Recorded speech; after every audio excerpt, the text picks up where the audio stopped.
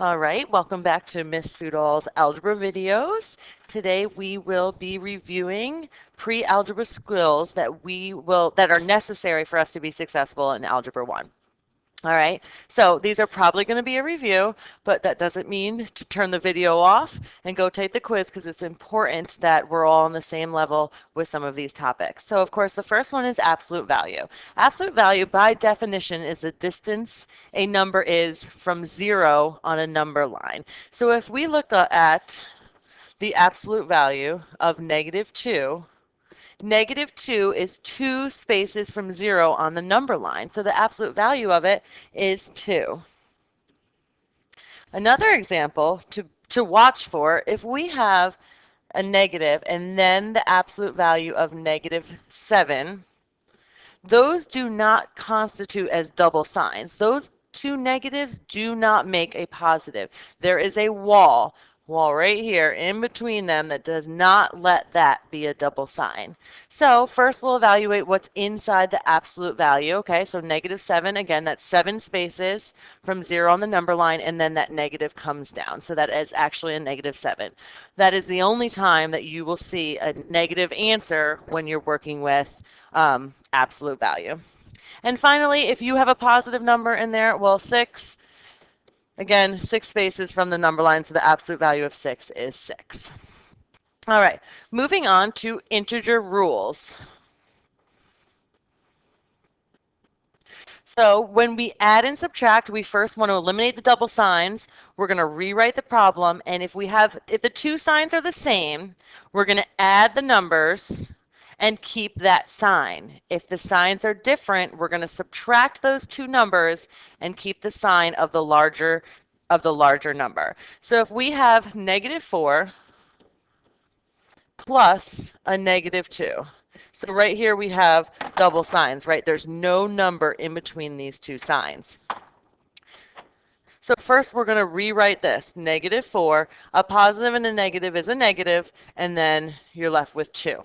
Okay, so we have -4 minus 2. Well, since our signs are the same, we're going to add the numbers. 4 plus 2 is 6. And then we get to keep the sign, so we're going to keep that negative. So we are left with a -6. Another example, we have a -10 and a +3. Well, now our signs are different, so we are going to subtract those numbers. So 10 minus 3 is 7, and we're going to keep the sign of the bigger number. 10 is the larger number, so we're going to keep that negative out there. So -10 and a +3, we are left with a -7. One more. We have a -5 minus a -8. Well, if we go back here, first step, we got to eliminate those double signs. So we have a negative and a negative. We know that we now have a positive. So we have a negative and a positive. We have different signs, so we're going to subtract. 8 minus 5 is 3. 8 is the bigger number, so we're going to keep a positive. So we have a +3. Okay, again, this might seem elementary to some of you, but these are just important things that I have to make sure that we go over before we move on. All right, so now when we multiply or divide, okay, so the rules are a little bit more simplistic, right? If we have the same signs, we have positive answers. If it's a different sign, we have negative answers. So for our first example, let's look at -16 divided by 2. All right, well, our signs are different, so immediately we're going to think negative. Negative because our signs are different, and then 16 divided by 2 is an 8. So we are left with, or the result is -8. All right, I actually should be careful because we don't want these equal signs there. Okay, so we got a -8. So now let's look at -4 times -7. All right, well, we are multiplying, right, because the parentheses are together. There's not a positive or a negative in there. So we have the same sign. So what says right here, same sides, positive answer. So we're going to have a positive, and 4 times 7 is 28.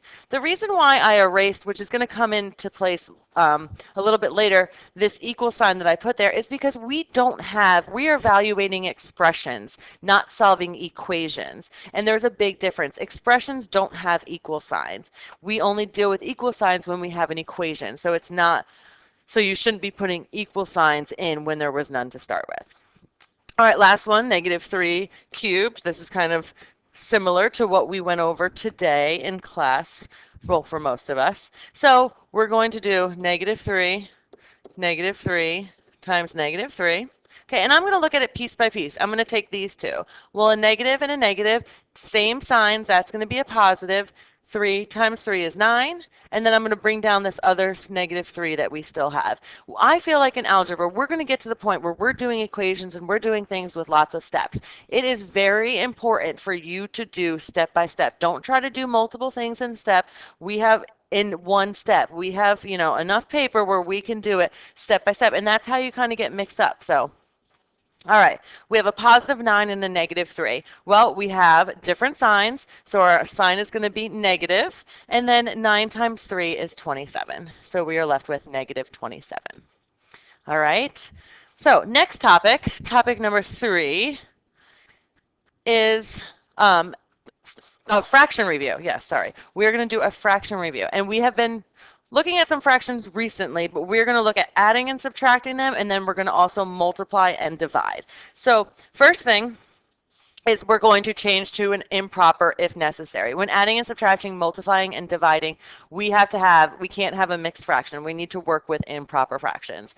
We're going to find a common denominator, change fractions to new fraction using the least common denominator, and then we can add and subtract the numerators and keep the denominator. So for example, if I have 1/6 plus a negative 1/2, well, the first thing I need to do is get rid of that double sign. So we're going to have 1/6 minus 1/2. Okay, so now we got to change the sign. We have to change the denominator to a common denominator. Well, if we look at this, we can do the least common denominator for 2 and 6 would actually be 6, right? So we're going to have 1/6 stays the same because we didn't change the denominator. We have subtraction. And then what do I have to multiply the 2 by to get 6? Well, we know that. We're going to multiply the top and bottom by 3.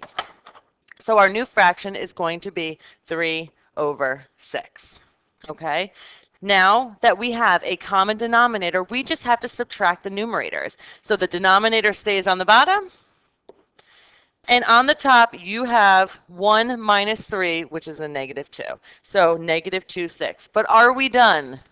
Of course we're not done. We have to use fractions, or we have to reduce fractions every time to simplest form. If you left that on your answer sheet, that answer would be wrong. Negative 1/2 is negative 2/6, I'm sorry, is negative 1/3. I was getting ahead of myself. And there we are. Okay? So we just looked at adding, subtracting. Now we're going to multiply. Multiply, I feel like, is easiest of all the operations with fractions. So let's look at one where we have a mixed fraction. So we have 4 2/3 times negative 2 and 1/2. First thing we got to do is we got to change to an improper fraction. So if you remember, when we change to an improper fraction, we're going to take the denominator multiplied by the whole number and add the numerator, and it stays over the denominator. So for this first one, it would be 3 times 4 is 12, plus 2 is 14. So we have 14, and then we keep the denominator. All right, then we're going to multiply that. Same thing, 2 times 2 is 4, plus 1 is 5. We have a negative, want to keep that negative, 5/2. All right, so we just converted them both from mixed fractions to improper fractions. So now once we do that, we want to be able to cross reduce diagonally, right? So we would be looking at the 14 and the 2, and the 3 and the 5, and reducing them if we can. Well, we can divide the 14 and the 2 by 2, so this becomes a 7, and this becomes a 1. Now we have 7/3. Let me move this down a little bit. 7/3 times negative 5/1. Now, once we have this, we can just multiply straight across. So 7 times negative 5 is a negative 35, and 3 times 1 is 3. So we're left with a negative 35 over 3. Now, yes, you could change that back to a mixed fraction, but in most of the things we do with algebra, we don't work with mixed fractions. You're more likely to see an improper fraction in algebra than a mix, so I'm fine with leaving it as just negative 35 over 3. All right, on the back side,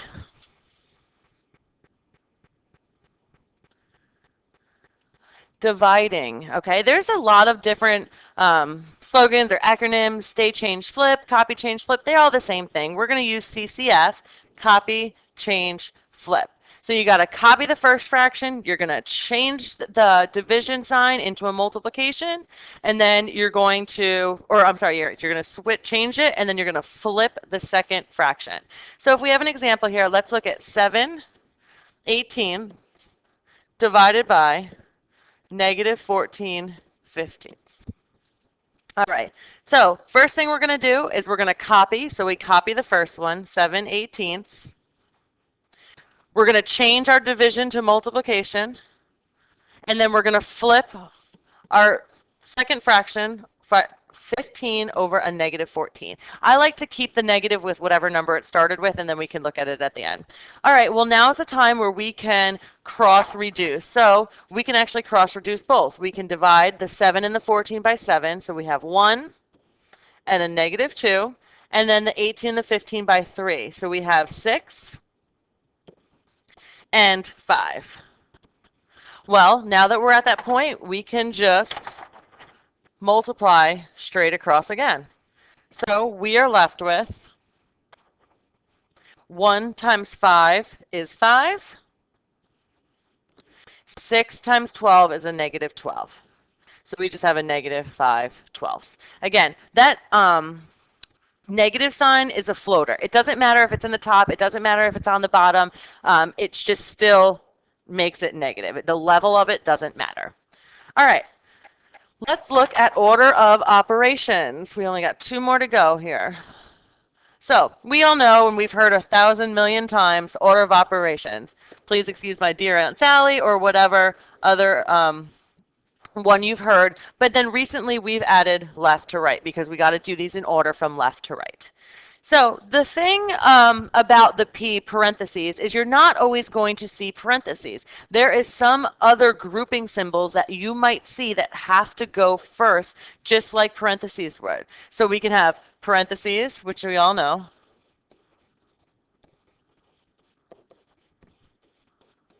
We can have brackets. Sorry, let me close the bracket.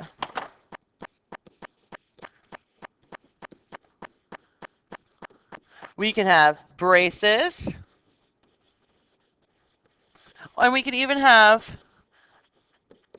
absolute value bars. So all of these would be the first step, and we are definitely going to see these. You will see expressions that have parentheses, and then the parentheses, outside the parentheses, they're brackets. So we have to be it's important that we know that these are all included in grouping symbols, not just the parentheses. All right, well then obviously we know exponents, multiply, divide, add, subtract. So let's look at an example. 24 divided by 6 plus 2 cubed times 4. Okay, so let's look at the first step. Well, we have no grouping symbol, so we're going to go to exponents. So I'm going to copy. Like I said, I'm going to do everything in one step at a time. Divided by 6 plus, well, 2 to the third is 8 times 4. Well, now we multiply and divide. We have a division and a multiplication in this problem. Well, this is where the left to right comes in. We start at the left and we move. So 24 divided by 6 is 4. We keep the 8, or sorry, 4, and then we'll do it in an extra step, 8 times 4. And now we do the multiplication. 4 plus 32.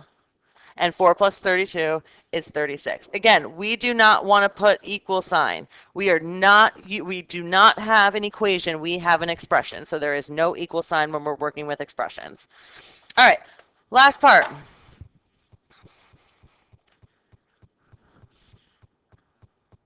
All right, we're going to use a substitution property. Okay, we're going to substitute. We're going to replace a variable with a given number. And then we're going to use the order of operation. So if we have evaluate 3m plus 5 if m equals -7. All right, well, let's look. 3, and then we're going to plug in -7 wherever we see an m. It is crucial. I know I mentioned this in class today. We talked about it. It is crucial, especially when we get more involved, that you put your substitutions in parentheses. It's, it wouldn't matter too much here, but we need to be in the habit of doing this, because further down the road, if you are not in that habit, you're going to get wrong answers. You're going to rely on the calculator, and the calculator is going to give you the wrong answers because you did not use parentheses when substituting. All right, well, 3 times -7 is a -21. We have 5. -21 plus 5 is a -16. Okay, so again, most of this was probably a review for you guys, but I had to go through and just touch base on all of these things before we can proceed, and we will work with these next class. All right, y'all have a good night.